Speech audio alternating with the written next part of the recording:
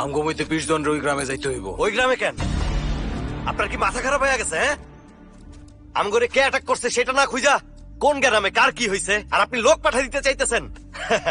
হ্যাঁ, এই জন্যই তো কয় লিডার ছাড়া গ্যাং আর মাথা ছাড়া বডি একই কথা। আসির, মুখে লাগাম দিয়ে কথা বল।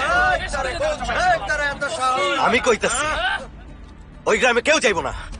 ঠিক আছে, তাহলে শক্তির পরীক্ষা দিয়া সিদ্ধান্তটা পোক্ত করি।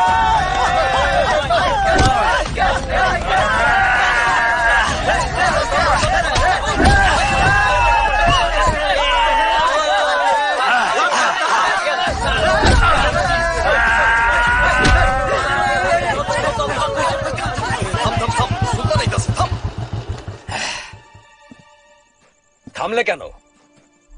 লড়াই করো। সুলতান, কইতাছিলাম একজন আরেকজনকে মেরে ভালো করে আনন্দ উল্লাস করো। বাবা মারে, তোমরা কি মানুষ? তোমাদের চোখে রাতে ঘুম আসে কি করে? একটুও খারাপ লাগে না তোমাদের? আমি কত আশা নিয়ে বাড়ি এসেছিলাম, কিন্তু এসে আফসোস হচ্ছে। কান খুলে শুনে রাখো সবাই, যদি আর কখনো দেখি তোমরা নিজেদের মধ্যে ঝগড়া করছো, তাহলে তোমরা মনে রেখো আমি চলে যাব, আর কখনো এখানে ফিরে আসবো না, তোমাদের চেহারাও দেখবো না। সরো। কি বললি? জাপানে যাবি না? মানে তুই কি পাগল হয়েছিস? ভুলে যাস না, এটা তোর স্বপ্ন। এর জন্য অনেক খেটেছি। আর এরা কি মানুষ নাকি? সবগুলো গুন্ডার পাল। তুই ওদের কথা ছাড়তো, এবার জাপান যা। তোর কাছে এরা গুন্ডা হতে পারে, আমার কাছে এরাই সবকিছু। এদের হাতে এমে খেয়েছি, এদের কোলে ঘুমিয়েছি। আজ যদি এদের পাশে না দাঁড়াই, আবার যখন ফিরে আসব, পরিবার বলতে কিছুই থাকবে না। তুই যা, আমি যাব না।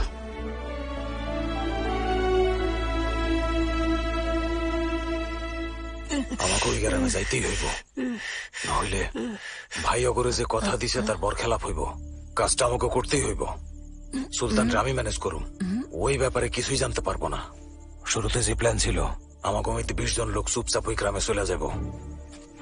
সাবধান, টার্গেট মিস করা যাইব না। ওরে আমাকে মারতেই হইব। ওই বেটা, গেট পার হওয়ার আগে কেউ কোনো রকম শব্দ করতে পারবে না, মনে থাকে যেন। বিলের মতো শব্দ ছাড়া হাঁটবে। ওই বাদ দাস কেটা, শব্দ করিস না। এই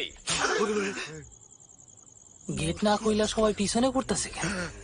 ওরে বাবারে, ধরা পড়ে গেছি। কোথায় যাচ্ছ তোমরা? উত্তর দিচ্ছ না কেন? ভাবতেছিলাম একটু হাঁটাহাঁটি করে আসি। তাহলে ব্যাগ নিয়েছো কেন? এই জঙ্গা কইতেছিল ওর লগে কিছু বিস্কুট আর চকলেট কিনে আনতে। নো সুলতান, হালাই বিপদে ভালাই। তোমাদের কথাবার্তা আমার সন্দেহজনক লাগছে।